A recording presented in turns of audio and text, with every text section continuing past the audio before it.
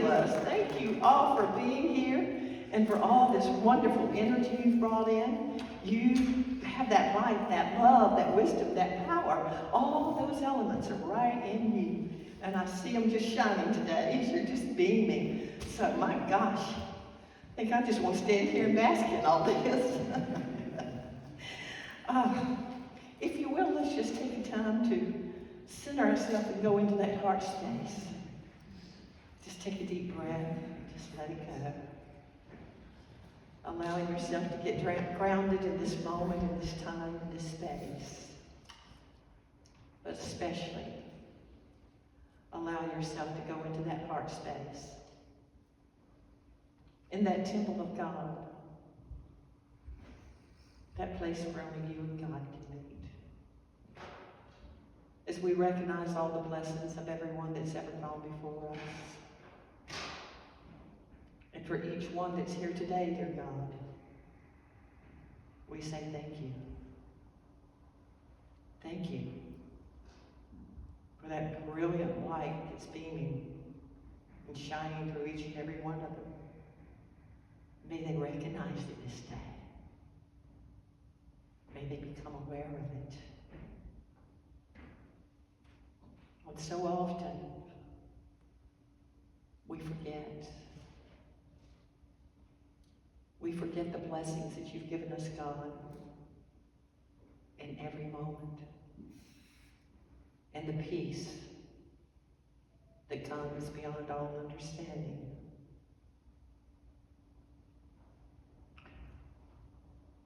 I am now ready for a new experience of endless possibilities. How about you? How about you? I am ready for a new experience. I am ready for a fresh perspective. I need not view any situation or circumstances in my life as permanent or limiting. Instead, I allow my God-given imagination to soar, taking in a wide horizon of new possibilities. As my vision expands, I may even surprise myself as you surprise yourself with the ideas of unlimited potential that you've been given. For you've been given a voice and a channel in this time and this energy to go forth through you. With excitement and enthusiasm, may each of us claim our acceptance of this bounding horizon of affairs and know that within you can affirm that I am ready for a new experience of endless possibilities. Could you say that with me, please? I am ready for a new experience of endless possibilities. How about one more time? Tell God, I am ready for an experience of endless possibilities.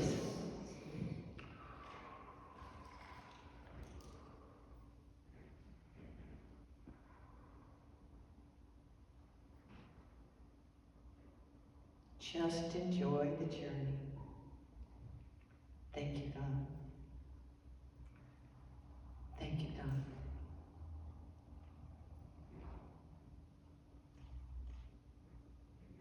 My goal is to see peace on earth and goodwill to all humanity. And I know that's what our hearts cry for.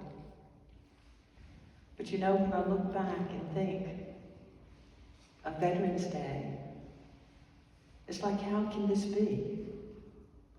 How can this happen? Deb sang a beautiful song, greater is he that lives inside of me than he that is living in the world.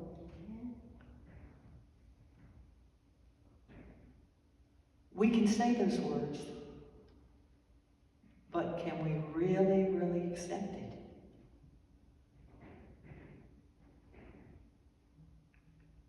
Deb, do you have another song that can touch our hearts? I'm just winging it, folks. It touched my heart too. I heard this song a couple of Sundays ago getting ready to go to church, and I'm like, oh my. And I've heard some things that talked about You got that in your head and your consciousness. This got to come down to your heart. And when I heard this song, it came down to my heart.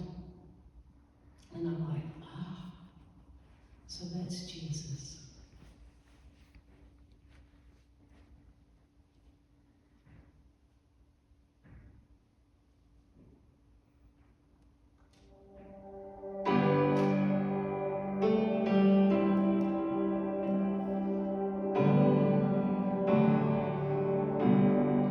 Sometimes I fall to my knees and pray, come Jesus, come. Let today be the day. Sometimes I feel like I'm blown away, but I'm holding on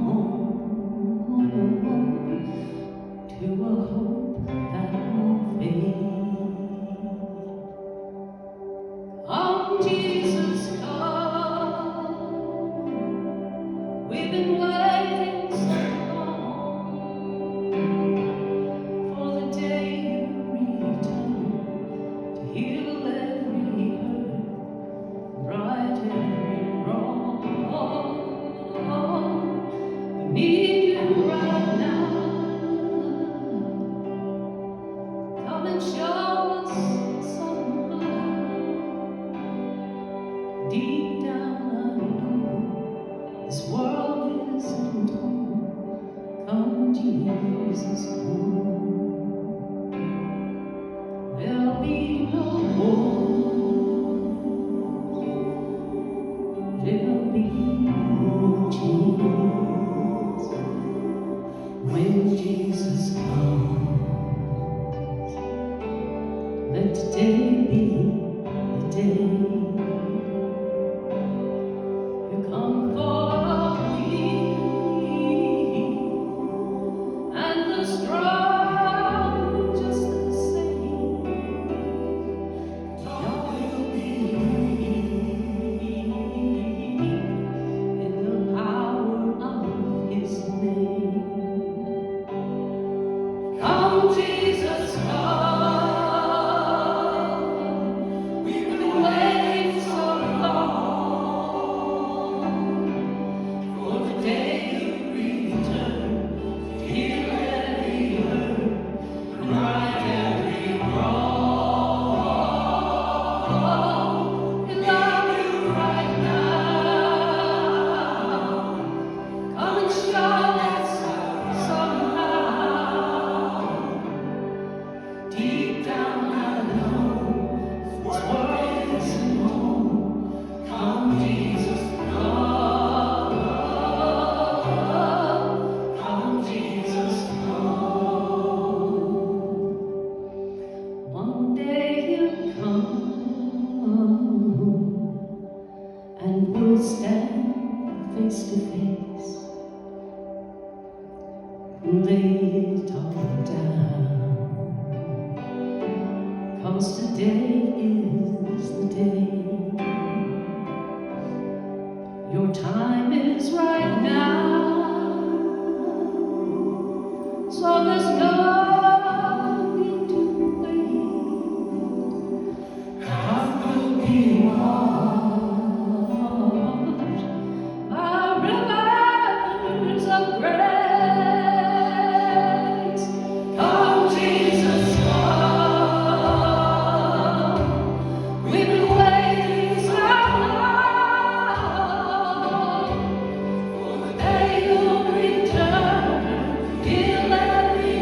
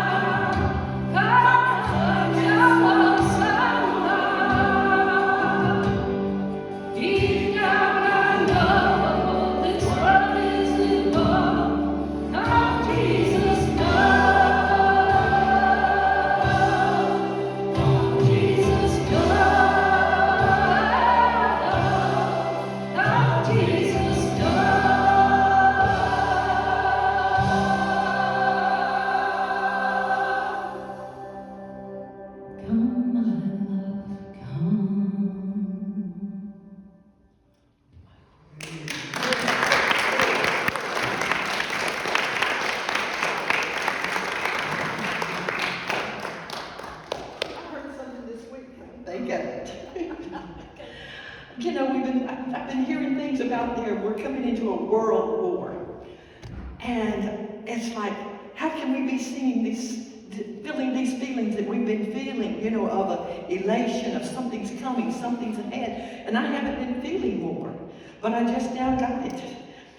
When is Jesus going to come? What I heard this week is that a lot of people that you would think they don't believe in the return of the Christ, they already know there's going to be a return of the Christ.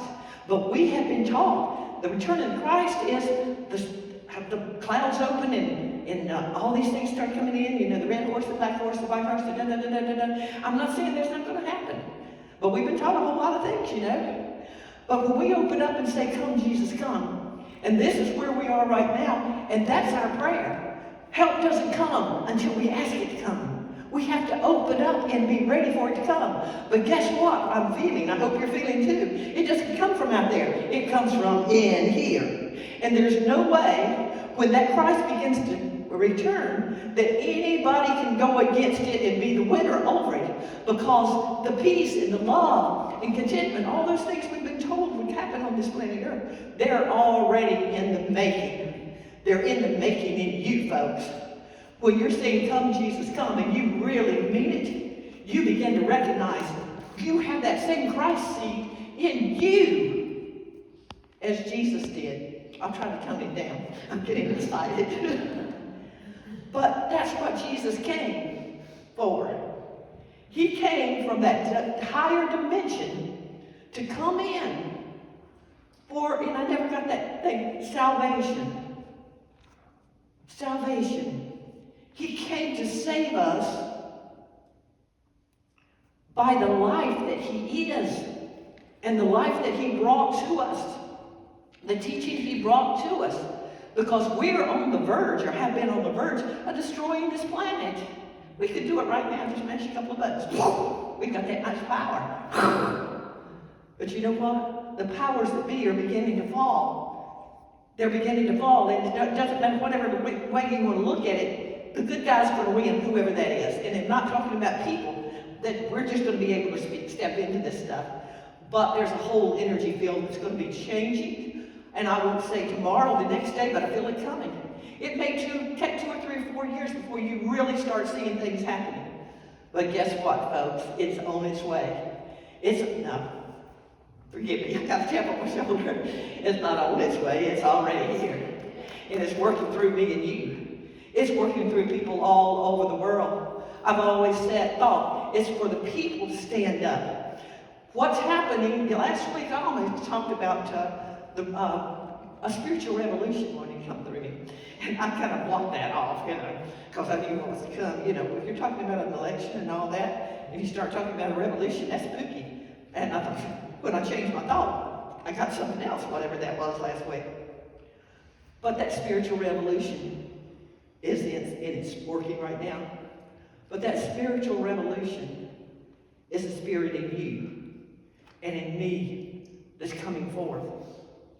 And when we begin to, I got last week too, so I didn't want to say anything. I was quenching the spirit. But that spiritual revolution is changing of power.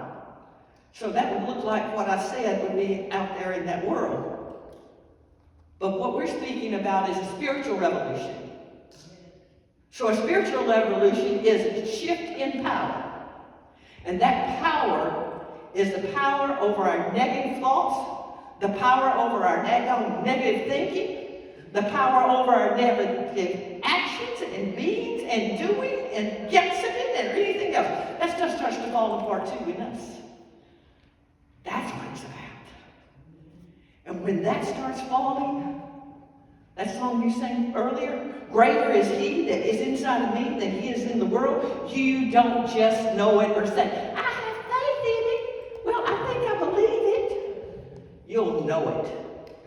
Because what you're walking through, these valleys and shadows of death, of trying to overcome sickness and disease, that is not, excuse me, I'll say it, that is not of God. Woo! You don't need to be poor. You don't need to be sick. All these things were not created of the Creator. We, humanity, created that. And can we start telling you how sick you are? In the winter, you know, you turn on your TV, you're going to say all these things are going to happen to you. You know, it used to be just a cold. It used to be the flu. It used to be whatever. You know, you get scared. Wow, that's good for the entities that want to control. Because it puts you in fear. Puts you in fear. What happens when you're in fear? It weakens your immune system. It causes you to start thinking as a child of God does think and creates. But what the heck do we think about in those times? Oh, I'm probably going to be sick. Or, oh my gosh, what if my son or daughter? All these what ifs. And you don't go to that higher vibration of who you are. You're working through those emotions, through those feelings, through those thoughts. It's time for you to take reins and that power back into your own hands. And when we shift that gear from our, I'm wanting to say from my head to my heart, but when we merge that higher, there's a higher part than just mind. When we start bringing in that mind of Christ, that higher consciousness that is hovering all around us, we start grounding it into our heart. You're talking about a frequency going up and down. You're talking about that DNA coming up into the higher octaves and down into the earth. We begin to unite the higher and the lower, and we are right in the middle of it all. Setting as the Buddha, setting as the Christ, setting as a being of light, not trying to give power or have power over anyone except our own thoughts and feelings and actions. That's the power we have. But in that power, we find the power as I'm seeing Jesus at getting ready for the Last Supper, that time right before it, and people are saying, "Oh, you're going to be a leader. Rome's going to fall, and you're going to be the one to take over Rome and maybe expand out into the world. Can I sit on your left hand? You'll be on the throne. I want to be on that throne with you. Well, can I sit on your right hand? I want to show how much power I have and how close I am to you, Jesus." It's not about that. Not about that at all. Jesus came to serve humanity. He got a pan of water when everybody was talking about this. He began to wash the feet of the ones there. What is our feet? What are they all about? They're what we stand on.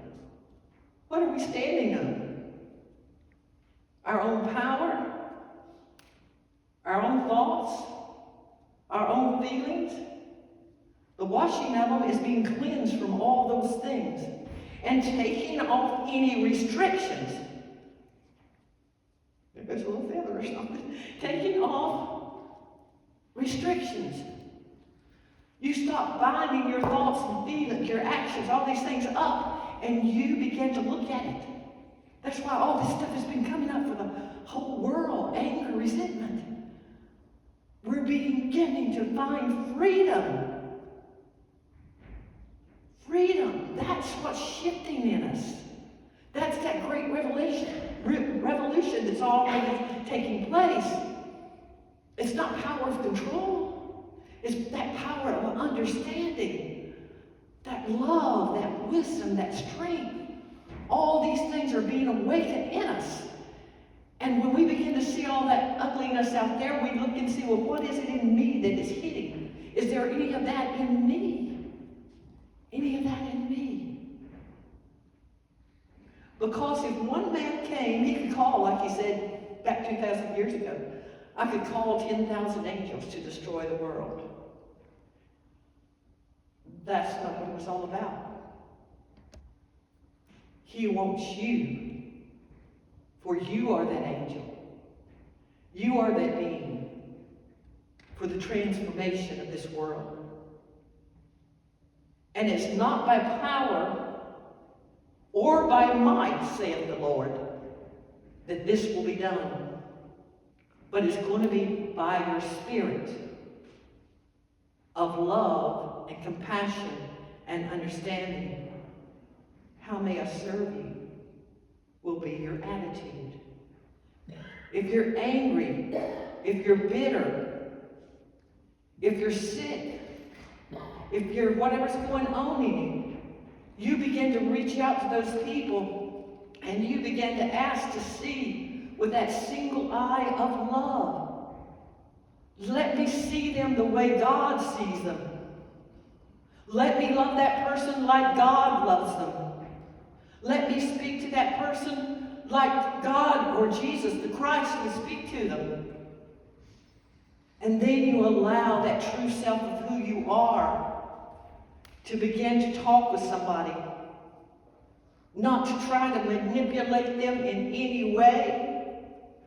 Because we're not here to do that. That's never been our mission. Jesus didn't do that. You do what you need to do and finish what you're going through, because in those hurts and pains that you're going through or that person's going through, they begin to learn. They begin to wake up to those actions. Do not serve yourself or anyone else. Because if I'm trying to get back at somebody else that hurt me years ago, I'm hurting myself. Because each and every one of us is a cell in the body of all creation. So when I try to hurt one individual, I'm hurting a part of my own self that I'll have to pay for. We reap what we sow. But I think something was said a couple of weeks ago about karma will end. Karma, what's that? Reaping what you sow. It ends when you can be like Jesus when he was on the cross, going through all this suffering and pain in a physical form. And he said, Father, forgive them. They don't know what the heck they're doing. They're destroying the person that came to show them a way. To show them the way that the I am in me is the same I am presence in them. And I came to show them that the Christ in them, that seed that's in them, because told those people. I told them, Lord, that we were alike. That what I am, you are too. I am a child of God, and you are too. And everything you've seen me do, I was just an example for you. Bringing you the examples of all that I've done, you can do also. And all that the Father has is theirs too. I took this message to them. But then he realized, and he knew, that it's for us to forgive. And maybe there was just a little fragment in him, in that human flesh. I forgive you. I have to forgive you. I have to forgive all those that have harmed me.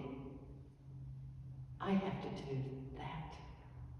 Speaking as Jesus or speaking as you, that's when the karma is completed. Because God already forgave them. That sounds crazy, maybe. A little off. But I believe what's coming through of what I've been hearing is truth. God lets you play your game. If you want to get out there and be whatever you want to be, play it. Do it. And see where it takes you. If it elevates you with others, but if you see it's afflicting you mentally, emotionally, physically, or anyone else, we're not here to harm ourselves or anybody else. I don't know why. I'm seeing my little son when he was about 4 years old coming in and asking me, did I love him? Did I want him this time? Because I lost a little boy, right? About a year before he came in. And I couldn't get what he was talking about. But he began to tell me stuff about, Mommy, you were going to have a job and you were going to do this, this, and this, and this. And I think you were going to be a mailman. I thought, what does he keep talking about? And I'm brushing my hair, trying to put on my makeup to go to work. And, I thought, what is he talking about? But he kept saying, do you love me? Do you want me this time? He said, I think Daddy didn't want me, and he didn't love me. But I want to know, do you love him? You want me to? Yes, honey, I love you. I want you this time. So I told him that. He said, well, that's good, because I learned something. I said, what'd you learn? He said, you have to take care of your body if you want to stay here on this planet. Duh. I had no clue what he was talking about. I didn't believe in reincarnation at that time. I don't even know if I'd ever heard about it. And if I had, it was probably of the devil, you know, they taught that. But to even think that. So he goes and plays. That was sort of it. I believe it was in the fall. Thanksgiving came, Christmas came, Easter came, and at Easter time, I recognized something. I always went for Christmas and different holidays and Easter and all this, and put a wreath on that baby's grave. My ex would not go with me, my husband at that time. I went alone, and I never told my sons about losing a baby. But those holidays came, and right after Easter, I thought, oh my gosh, what a horrible mother I am. What a horrible mother. I didn't go put flowers on the baby's grave at Thanksgiving or Christmas or his birthday or Easter, any of that. How horrible I am. And then it came back like a voice spoke to me and said, no, because he's with you now. He's with you now.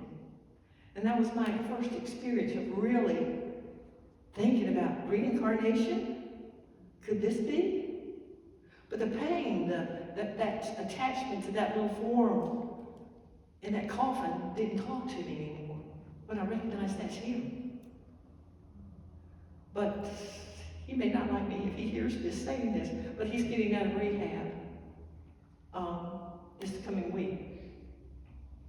And he's taken, I think, 111 or more classes during this time he's been there. And the coaches there and the counselors there are telling him he would be a fantastic counselor. And they would help him go on and get some more education if he'd like to do that. He didn't learn his lesson for so long. I'm hoping this is waking him up to his lesson.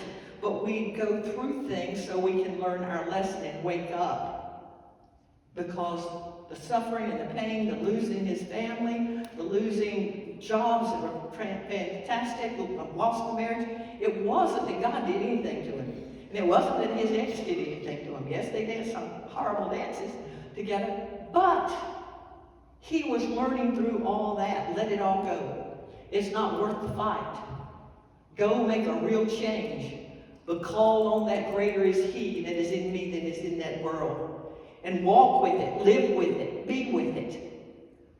We're here to learn things so we can serve somebody else and help them in those paths that we've been falling down in. Finance or whatever we've gone through that's been the roughest things in our life, guess what? You're here to help those people because you understand it, you experienced it. We can talk about stuff all day long, but if you haven't experienced a thing, it's just up here. It's just up here. But once you go through that experience, you understand, especially when you overcome it. In finances or anything else, you'll find yourself drawn to people.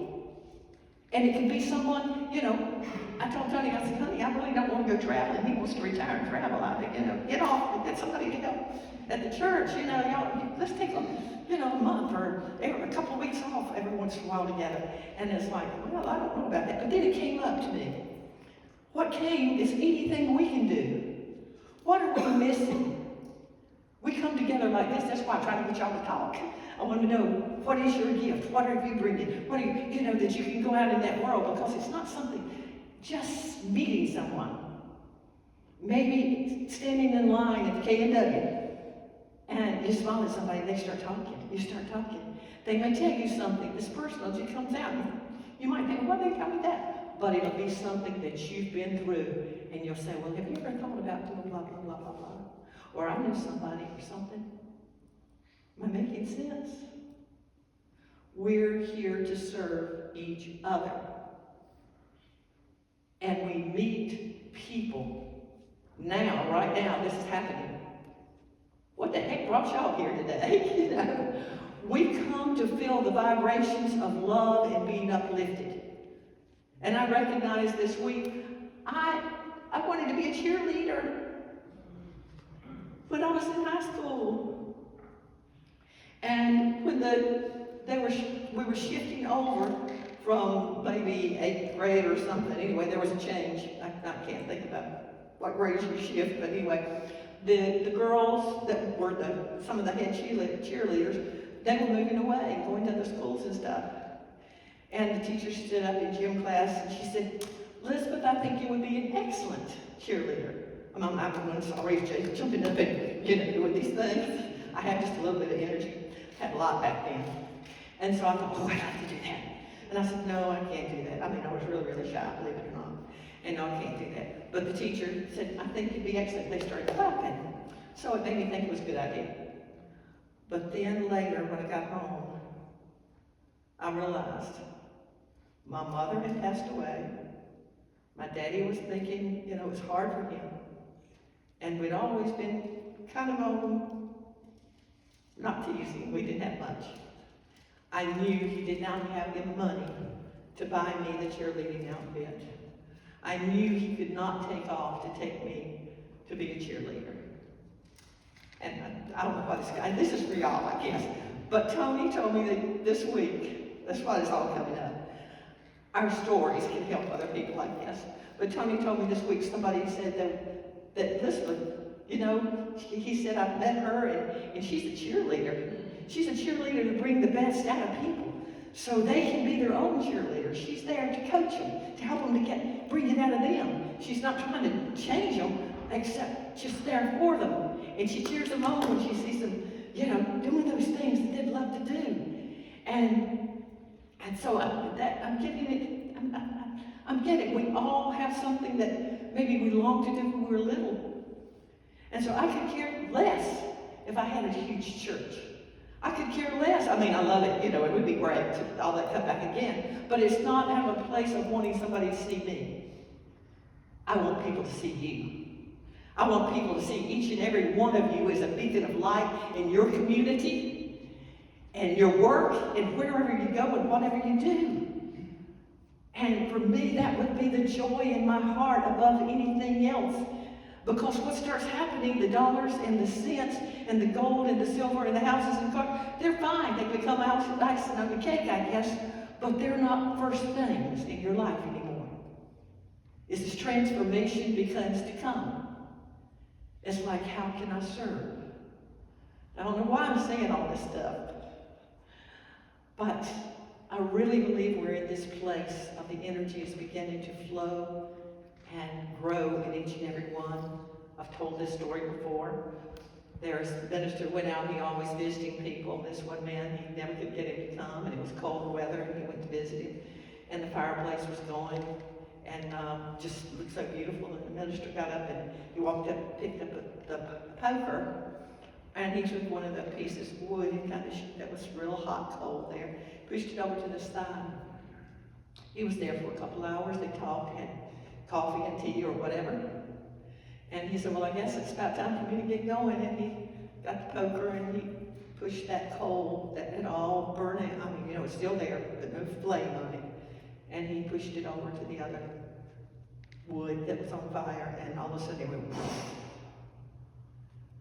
And the guy had just told him that he didn't need to go to church. He didn't need to be with other people. He could stay home and he could pray and read the Bible. He was fine. And he said, "Well, I would love to see you sometime, to be with us. But I know you don't want to get out of the house, maybe, but you know what?" He said, "Did you notice how that piece of wood, its flame went out when it was over to the side?" He said, "Yeah." He said, "Look at it now." He said, "So often we're off to the side by ourselves. Our flame kind of dies down. But when we're together in unity and love, it ignites again." And I'm not using unity like Unity Church, but unity is what's happening now. Unity in community. So we got to experience a great lesson of being by ourselves a couple of years ago, whatever it was, when COVID came. And now it's time to come together and fellowship and have fun. And help each other to let their light shine brighter. I mean, there's times Deb said, I can't sing. And others say, you know, I'm shy, I can't do this or that.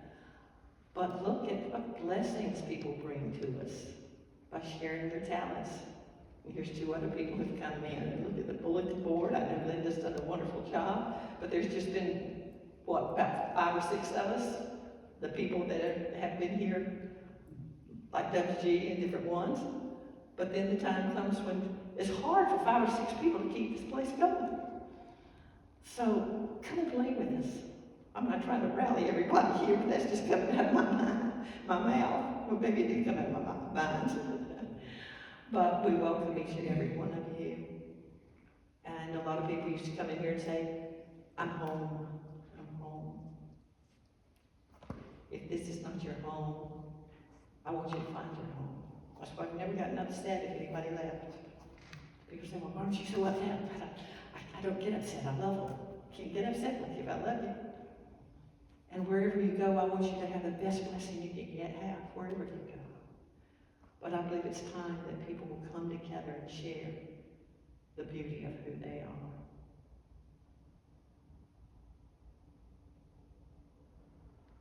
I hope this has been a blessing. I think I've just been rattling, and if I have, forgive me.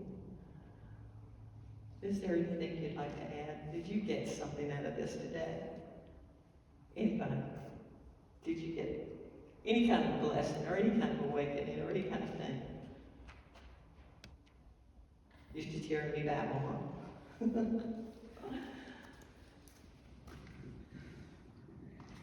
I just want to say, I am blessed every time I come here. And I feel the love of the divine within this space and within my heart. And I thank you so much. Thank you. Now these seats, we have another 100 seats back here, and they used to be filled. And you know, I mean, some of the people talking about saints, energy that's been in here, and that's who you are too. Excuse me. Waking up to who you are. You're leaving blessings behind. Can I tell what you stole? What is that when somebody comes in your house and how many cells do we leave behind? 1,500 hours. 1,500 skin cells an hour we leave behind everywhere we go. So just think about how many skin cells we live in this place every single Sunday. I'm sorry I shedded all of this place, and lots of other people have shedded their energy here, and you're doing it too right now. So that's why we want our beingness to be as high as it can, because when we walk out of a room, out of an office, out of anything, we're leaving part of us behind there. And you know, we're becoming so intuitive. That's another thing. You come online in your heart, and all of a sudden you know things. And so you'll walk through some place and you feel something and you think it's yours, you better stop and think to a couple of seconds. You may have just picked up something from somebody else. Some negative thought. And that's why we need to clear and cleanse our own thoughts and feelings over and over again. And I told you this morning, it was a good thing I fell and knocked myself in the head, because I have to think a little more before I speak. Except when I'm up here, I don't think before I speak. But I have to think, because I might get something a little off. And so it's putting me into places, that's something I should have done all my life, and I didn't. But here I trust the energy would take me where I need to go with it. And so anyone else want to have something to say? Has it shifted you in any way?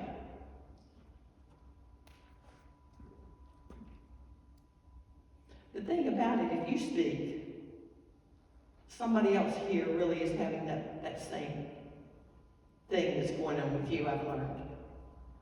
because you wouldn't be having that thought if it didn't affect someone else. Because you do pick up from each other. I won't hold you long. I know you want to eat. I just want to participate with you.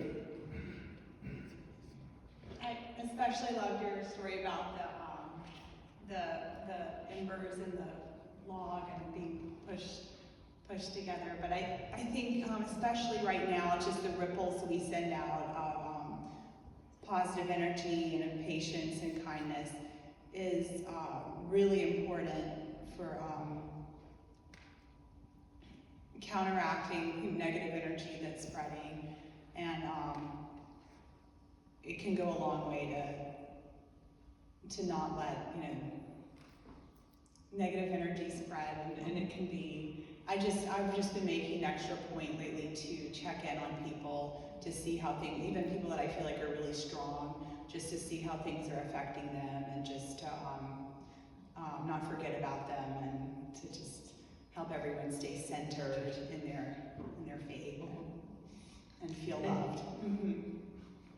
I remember right during COVID, I sent out something and I said, in the morning at, I think it was 7 o'clock, if you would like to do telepathic communication and just seeing us holding hands and blessing the world and blessing each other. Somebody's praying every time you start having a positive thought. It would be a good thing if maybe we did pick a time in the morning, the afternoon. And even if we were a little off, we're always connected anytime. Because what power is in a group of people sending out that energy? You can start with just sending it. Well, let's close like this. I'm sure you've done something like this before, but if you will, I want you to recognize you participate in this world. Just close your eyes and take a deep breath, breathing in that divine light of God. Hold it for a few seconds and then release it.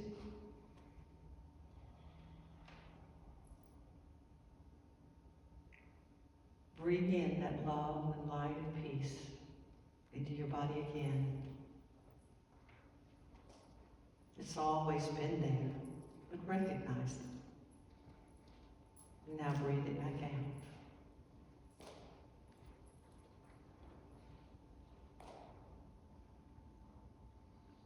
Now just see yourself expanding that love and light that's in you. Allow that light to fill your whole being.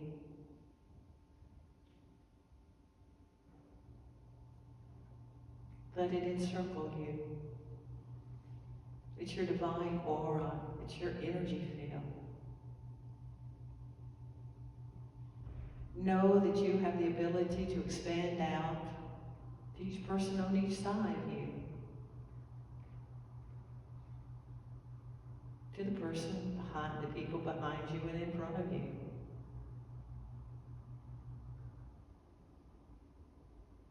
Just breathe and let go and let God. And you can fill this whole room with your energy field as we all merge as one.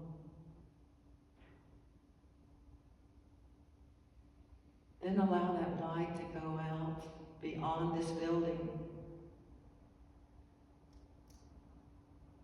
Your divine light and your divine peace. Your love. And allow it to fill all of Winston-Salem. It's yours to offer. Offer this peace. Serve humanity. Now let it go into all of Winston-Salem and all of North Carolina. God's being God in you.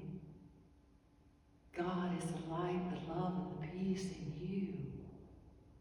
Allow it to spread all over the United States, going across hills and valleys and oceans and streams. Allow it to fill this whole earth. You are bringing peace.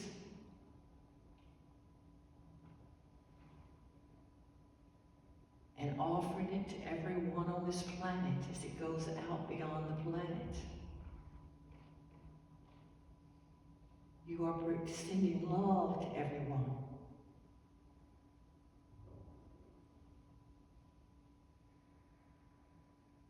You can allow it to go all out into all the universe and beyond. Know that as you give, you also receive. So allow that peace, that love, that joy, that light begin to slowly move back into planet Earth.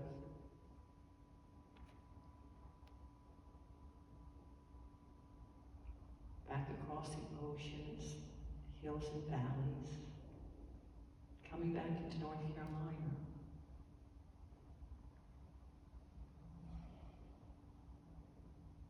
Coming back into Winston Salem. Back into Unity Church of Winston Salem. You may feel that peace and love and understanding and wisdom of who you truly are as a Christed being.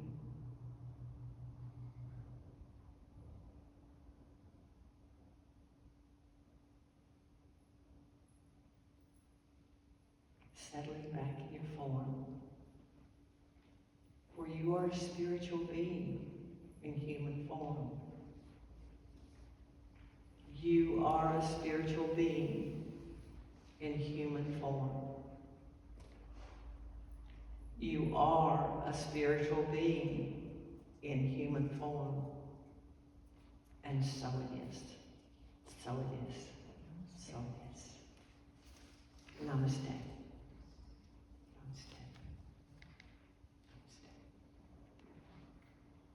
I see you hanging.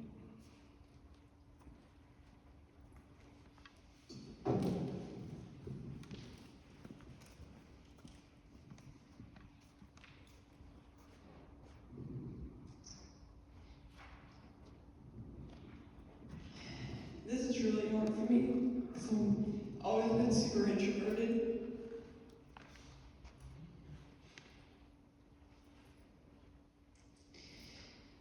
But I know a lot of people, they have a hard time. The only way we're going to have peace if we learn how to love everyone, even the ones that we consider to be evil. And people don't know how can I love someone that you consider to be the bad guy, but you have to find a way to be grateful for them because they are an aspect of God that chose to forget who they are, so that we have the opportunity to see how loving we actually are.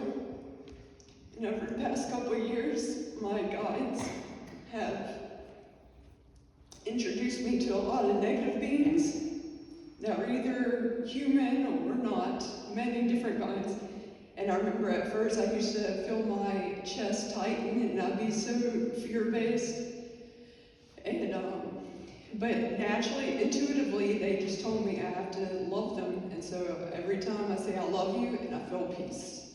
And I went through about 2 years worth of that, and I got to a point where I didn't feel fear anymore, and I could just love them as they are and be grateful for them. And eventually, I have this little guy that he looks like a little Indian boy, but he looks like he's 8 years old. But I remember after doing this for like 2 years, he grabbed my face and looked at me eye to eye, and he finally told me my heart chakra was open. I had to overcome the fear to be able to do that. Thank you, because that's what this is all about.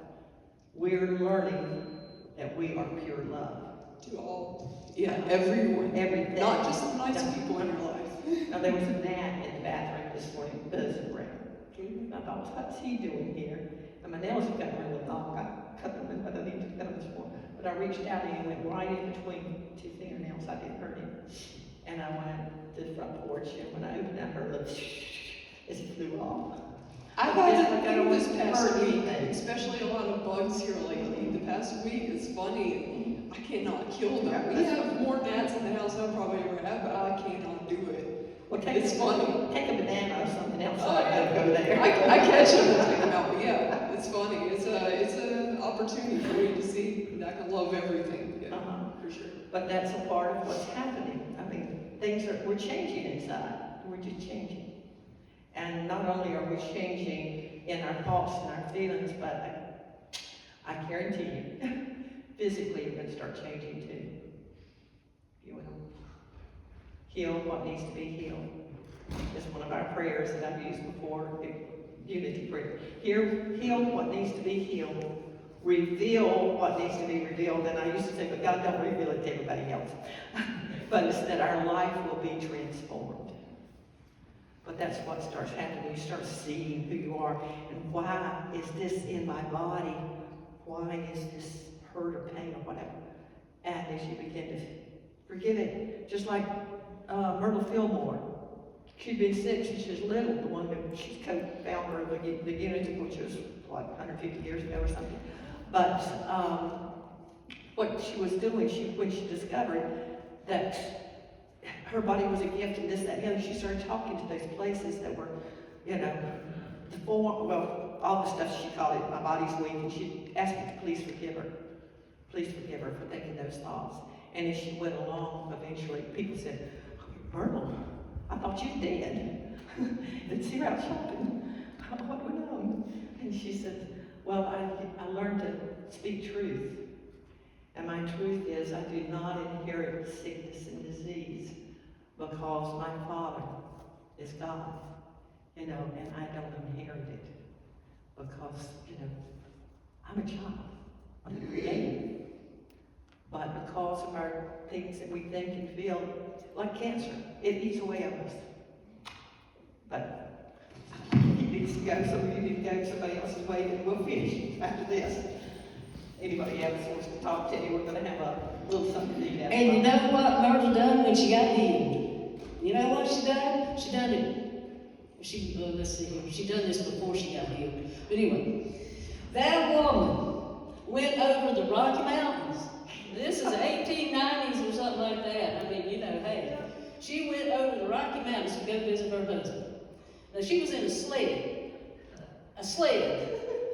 over the Rocky Mountains with horses pulling it. Now, you think things can't be done? Holy smoke! Have you seen the Rocky Mountains? And you want to go down it and up it in a sled behind horses? That woman wants to see her husband. I don't know if I've done that. But, I mean, she overcame. She had that will of the God and the Jesus they talked about back in those days, forming this unity. I keep wanting to give you this microphone. Go ahead. But y'all know that Myrtle's something. They got some books in that bookstore about the Fillmores.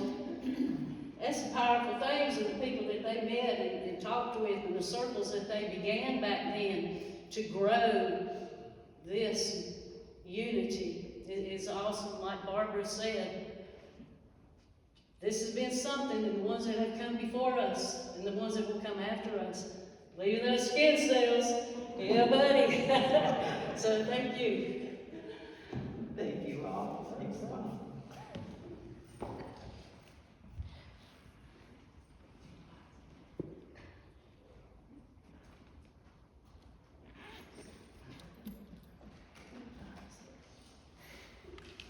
One of my affirmations was I find peace and harmony when I bring my attention to the truth that I am a spiritual being in a human form.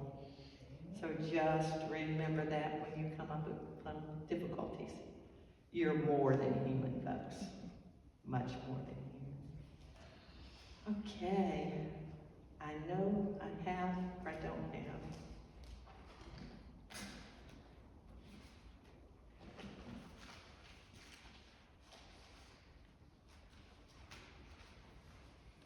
Well, Linda, I have it on my desk, I'm sure.